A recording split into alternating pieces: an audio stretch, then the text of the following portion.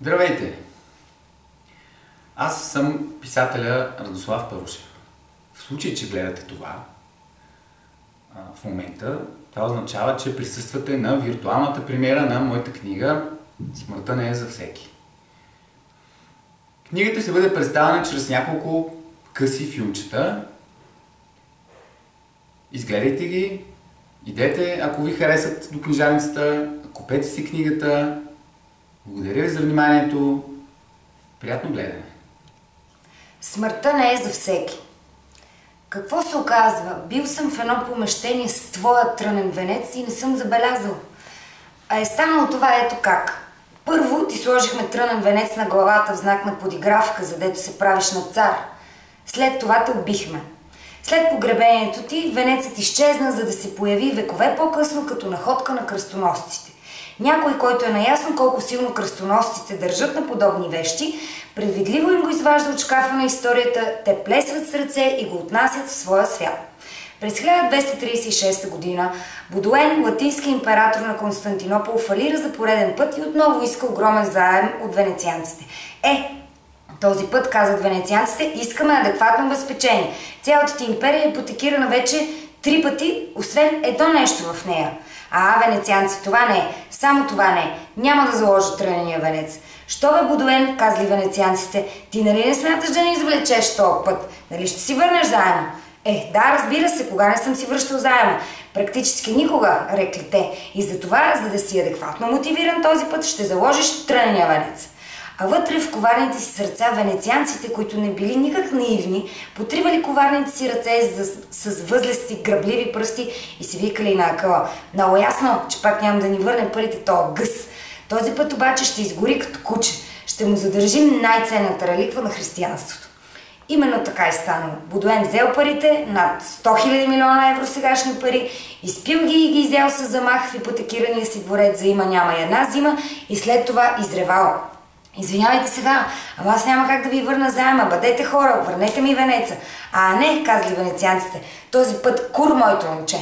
Ама аз съм господаря на света, изкимтял Бодуен. На последното венецианците даже и съвсем нищо не отвърнали, а само махнали с ръка и се отдалечили към залеза с реликвата, подаваща се от джоба на омазнената им лихварска мантия. Били ли в крайна сметка венецианците адски загубени? Толкова пари за няколко усукани клечки от бодливо растение? Ни най-малко не били загубени те.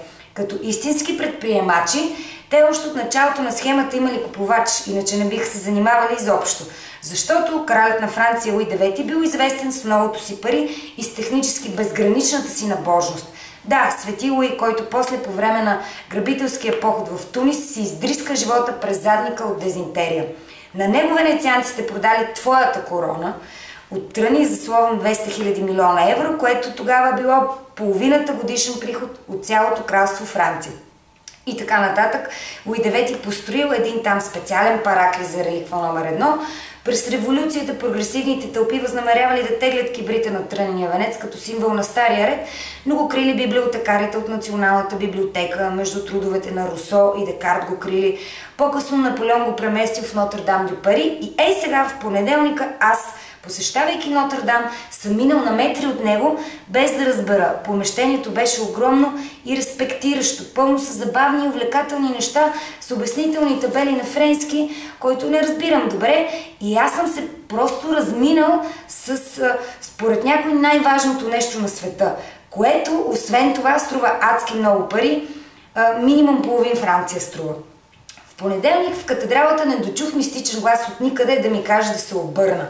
Не съм знал, че този така скъп символ на това как те убихме е там. Общата ми култура едва днес, в събота на обяд, се обогати с тази информация, докато си гладах ризата на цветчета за довечера и от телевизора жужеше общо популярен филм по темата.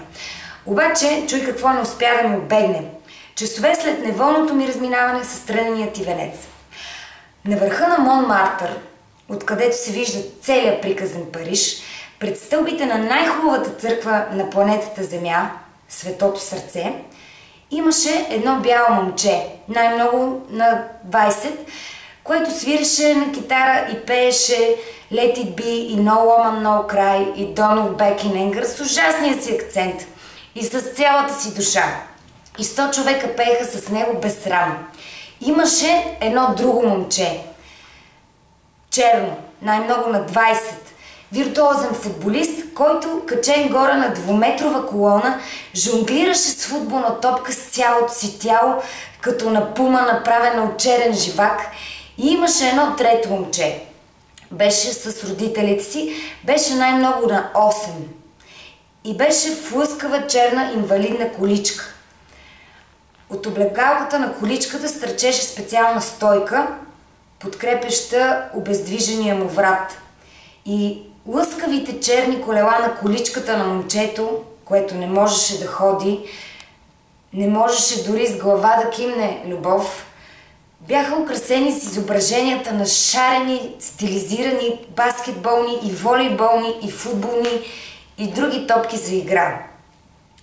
И отгоре над всичко това биеше и светеше светото ти сърце от злато, а долу в ниското се стеляше Париж, който беше празник.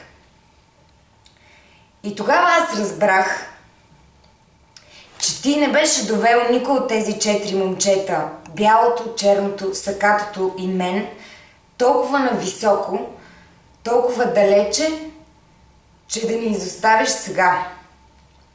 Разбрах, че животът обезсмисля смъртта.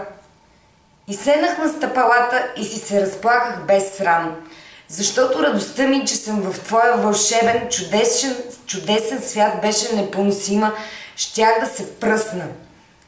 Може да изглежда патетично, ама е истина. А венеца на смъртта да си го държат, да го залагат и да го продават, колкото още им се занимава. Смъртта не е за нас с теб.